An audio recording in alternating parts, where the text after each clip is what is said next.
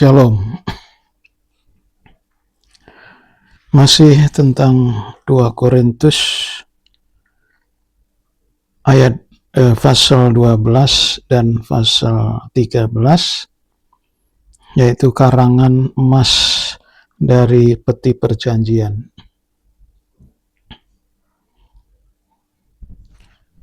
Bahwa itu menunjuk kepada mahkota. Seorang hamba Tuhan harus ada mahkota, yaitu Roh Kudus.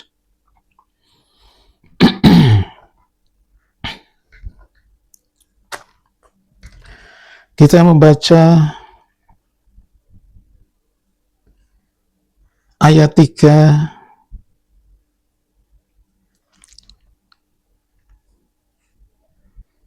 sampai ayat 5. Aku juga tahu tentang orang itu, entah di dalam tubuh, entah di luar tubuh, aku tidak tahu, Allah yang mengetahuinya. Ia tiba-tiba diangkat ke Firdaus, dan ia mendengar kata-kata yang tak terkatakan, yang tidak boleh diucapkan manusia. Atas orang itu aku hendak bermegah, tetapi atas diriku sendiri aku tidak akan bermegah, selain atas kelemahan-kelemahanku. Kita loncat ayat 7. Dan supaya aku jangan meninggikan diri karena penyataan-penyataan yang luar biasa itu, maka aku diberi suatu duri di dalam dagingku, yaitu seorang utusan iblis untuk menggocoh aku, supaya aku jangan meninggikan diri. Rasul Paulus diangkat ke surga tingkat 3 yang bernama Firdaus. Jadi Firdaus itu surga tingkat 3 di mana orang-orang yang meninggal dalam Tuhan itu sudah ada di sana. Dan Tuhan memperlihatkan segala sesuatu yang ada di sana.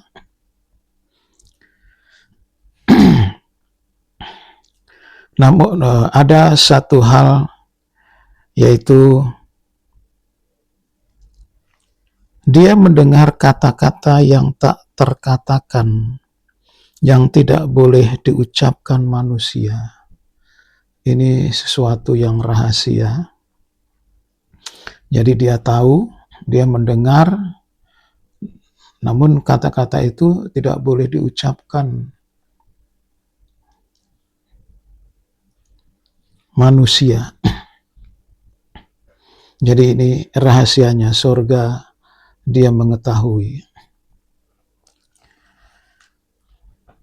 Selanjutnya ada utusan iblis yang menggocoh dirinya sampai dia rasa sakit di dalam tubuhnya, dan dia berseru sampai 3 kali kepada Tuhan, namun Tuhan menjawab, cukup. Itu berarti kasih karuniaku sempurna di dalam kamu. Itu sebabnya dia lebih suka jika mengalami kelemahan, dalam arti kesesakan, aniaya, sebab dia merasa kuat. Nah, selanjutnya kita membaca ayat 14 dan 15. Sesungguhnya sekarang sudah untuk ketiga kalinya aku siap untuk mengunjungi kamu, dan aku tidak akan merupakan suatu beban bagi kamu. Sebab bukan hartamu yang kucari, melainkan kamu sendiri. Karena bukan anak-anak yang harus mengumpulkan harta untuk orang tuanya, melainkan orang tualah untuk anak-anaknya. Karena itu aku suka mengorbankan milikku, bahkan mengorbankan diriku untuk kamu. Jadi jika aku sangat mengasihi kamu, masakan aku semakin kurang dikasihi?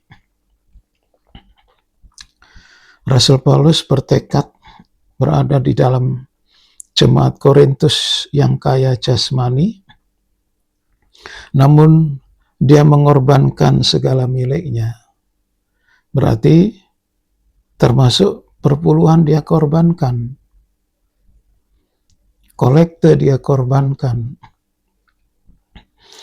Nah, dia sendiri bekerja untuk timnya itu supaya tercukupi kebutuhannya. Jadi pengorbanannya tidak setengah-setengah Rasul Paulus itu. Ini patut kita contoh. Karena sedang jemaat Korintus itu ternyata ada beberapa yang mencurigai Rasul Paulus. Sudah sedemikian rupa pengorbanannya masih dicurigai. Dikatakan bahwa dalam kelicikanku aku telah menjerat kamu dengan tipu daya. Jadi jemaat Korintus itu menilai bahwa Rasul Paulus itu dengan tipu daya mengumpulkan uang untuk dikirim ke Yerusalem. Itu sebabnya dia bertekad bahwa jemaat yang lain yang miskin itu dirampok, dipaksa berkorban. Tetapi jemaat Korintus yang kaya itu dia tidak mengambil bagian.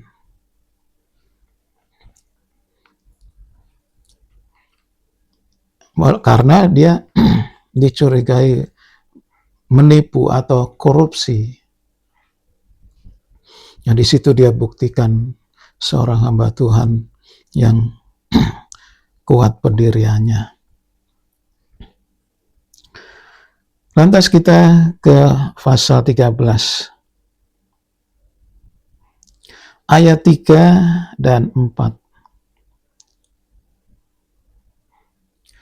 Karena kamu ingin suatu bukti bahwa Kristus berkata-kata dengan perantaraan aku, dan ia tidak lemah terhadap kamu, melainkan berkuasa di tengah-tengah kamu. Karena sekalipun ia telah disalibkan oleh karena kelemahan, namun ia hidup karena kuasa Allah. Memang kami adalah lemah di dalam dia, tetapi kami akan hidup bersama-sama dengan dia untuk kamu karena kuasa Allah. Bahkan jemaat Korintus itu ingin bukti bahwa Kristus itu berbicara sama dia begitu. Ya, ini sebetulnya keterlaluan. Makanya dia belak-belakan di tengah jemaat Korintus itu. Dan dia membuktikan bahwa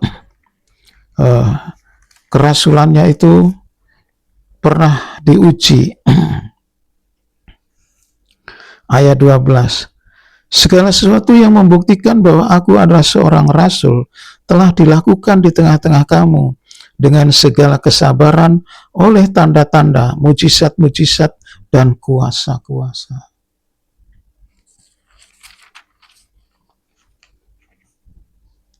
Jadi segala sesuatu diselesaikan, baik kecurigaan, tuduhan, dan sebagainya itu diselesaikan. Bahkan di antara jemaat yang tidak bertobat, dia ya istilahnya dia hantam dengan firman Tuhan. Demi supaya jemaat Korintus itu disiapkan menjadi perawan yang suci kepada Kristus. Yang terakhir salam. Salam atau salut. Itu pengertiannya menerima. Dan kasih karunia Tuhan Yesus Kristus dan kasih Allah dan persekutuan Roh Kudus menyertai kamu sekalian. Jadi dengan ini suratan Korintus yang berbicara tentang lahir baru itu sudah selesai, dan nanti besok kurang lebih jam 10 saya mengadakan live untuk terutama siapa yang bertanya dari pertama penayangan ini sampai sekarang, yaitu tabernakel adalah password dari firman Allah. Kalau Anda ingin bertanya, ya besok jam 10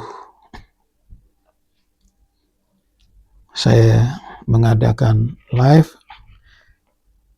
Kalau ada yang mungkin mau memperbaiki atau mengkritisi, silakan. Saya dengan lapang hati melayani Anda.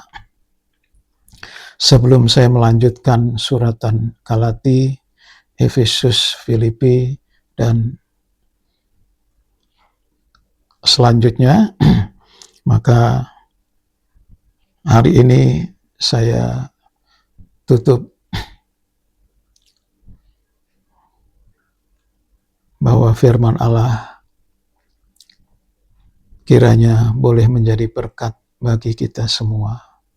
Amin.